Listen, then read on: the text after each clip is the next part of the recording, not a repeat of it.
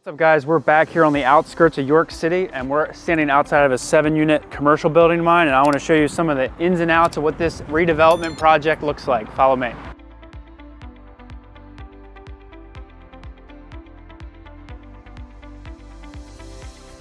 So on this first floor here, this guy is actually making dentures. He pays us $1,800 a month. So there alone should give you an indication on why we love commercial real estate, is the rents are way higher. Not only are the rents higher, the lease terms are a lot better and the lease is a lot more landlord friendly.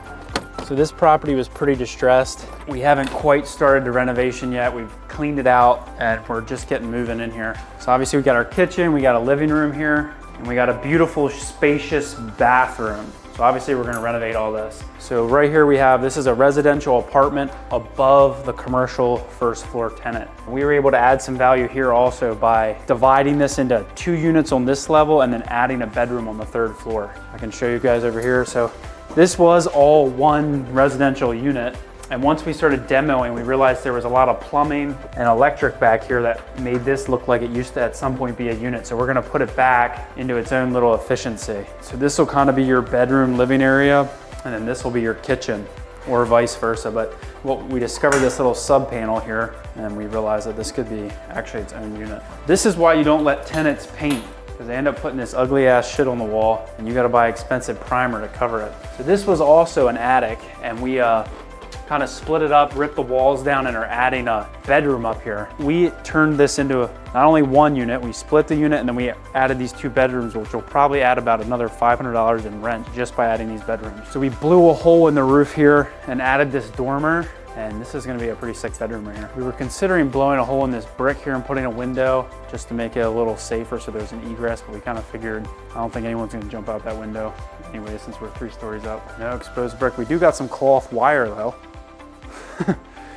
So this deal right here, from the time we put it under contract till we closed on it, was actually almost 3 years. The guy we bought this property from actually had, I believe it was $200,000 in IRS liens. So we were able to work a short sale. We hired a short sale negotiator who negotiates on our behalf with the bank and with the IRS to get them to accept a lower amount. And that just takes some serious time when you're talking about dealing with the federal government. We also own this whole parking lot here. So we're gonna resurface this, put in the app called Park Mobile, and start charging people to park here. So this unit, we just had trashed out. The guy that was living here when we bought it was actually living with no electric. So he stopped paying his electric bill, the electric company shut it off. So he had no heat, no electric, and he was living here for about 1.5 years.